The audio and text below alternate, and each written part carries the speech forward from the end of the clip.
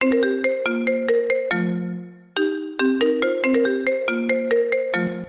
যে বন্ধুরা শুনছো, নতুন নতুন রোমান্টিক ভালোবাসার গল্প পেতে ও শুনতে চাইলে আমাদের শিশিয়া চ্যানেলটি সাবস্ক্রাইব করে বেল বাটনটি অন করে দিও। লাইক কমেন্ট করতে মোটেও ভুলবেন না কিন্তু। ধন্যবাদ সবাইকে। দ্য স্টোরিজ নেম পবিত্র বাসর রাতের গল্প। কেমন আছো তুমি? আমার সাথে কথা বলবে না? আমাকে জিজ্ঞেস করবে না? হ্যাঁ, তোমার কথা শুনে এখন একটু ভালো লাগতেছে। প্রথম ভাবছিলাম তোমাকে মনে হয় জিনে ধরেছে, এখন দেখি তেমন কিছু না, তুমি কথা বলতে পারো। ভয় লাগে আমাকে? আমি কি বাঘ নাকি সিংহ যে আমাকে দেখে এত ভয় করতে হবে? আমিও তো তোমার মতো একজন মানুষ। তো তোমার গলা এত কাঁপতেছে কেন?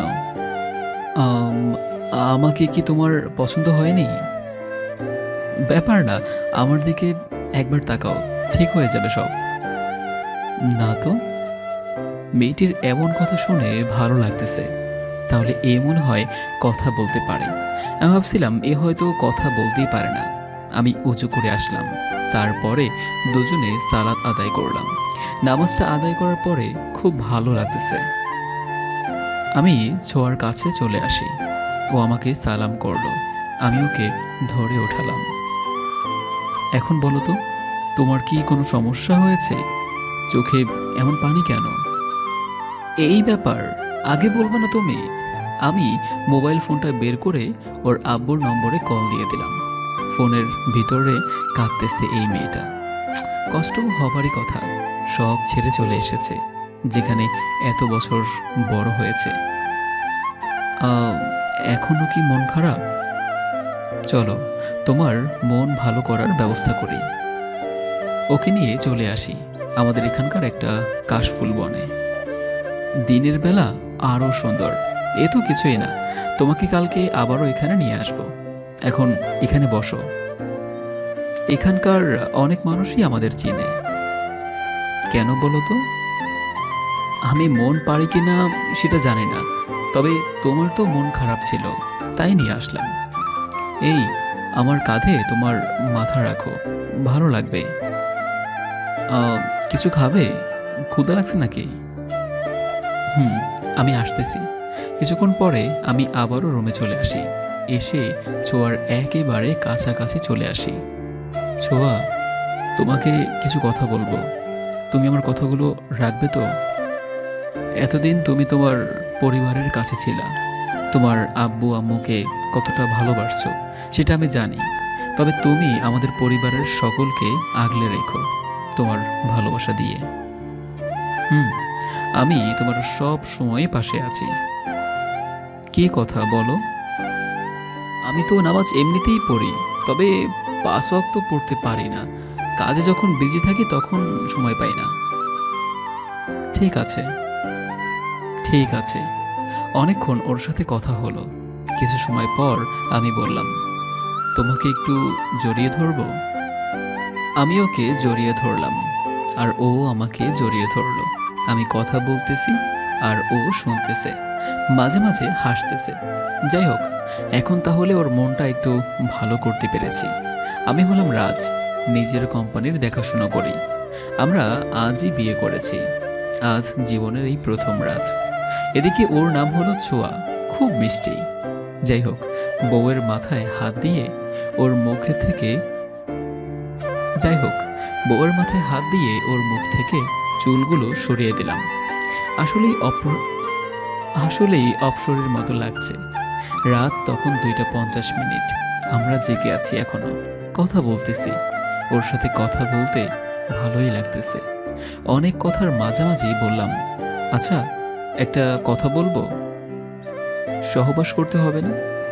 জীবনের এই রাতটা তো আর পাবো না। এই কথা শুনে মেয়েটা লজ্জা পেয়ে আমার দিকে তাকালো। আমি কিছু বললাম না, আমি শুধু একটা কথাই বললাম, তোমার যদি সময় লাগে আমি দিতে পারি, কোনো সমস্যা নেই। আমি ওর আরো কাছে এসে পড়ি।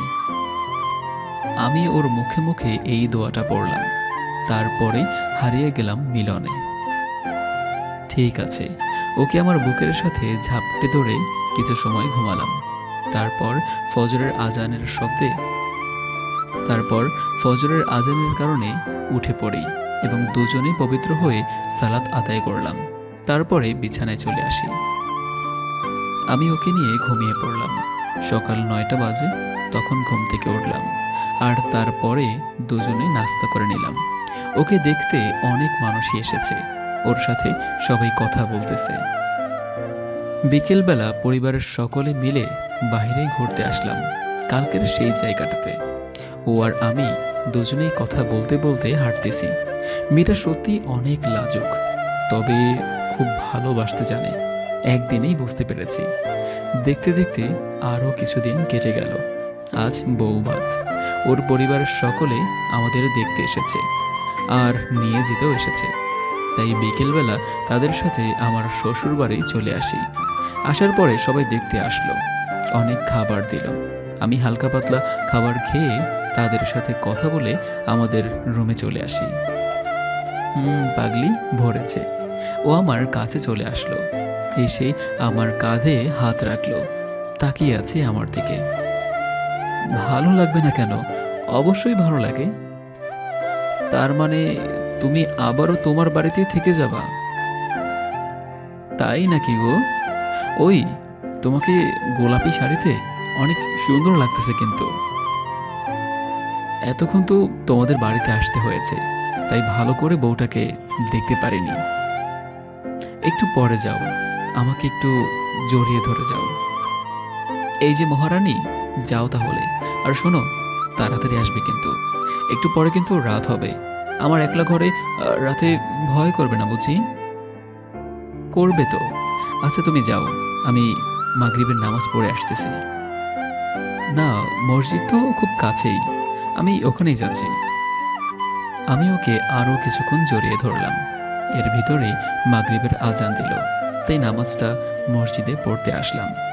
আমাদের জন্য দোয়া করবেন, খুব সুন্দরভাবে যেন সারাটা জীবন একসাথে থাকতে পারি, একসাথে পথ চলতে পারি, আর একসাথে খুব সুন্দরভাবে সংসারটাকে সাজিয়ে নিতে পারি। ধন্যবাদ সবাইকে। সমাপ্ত।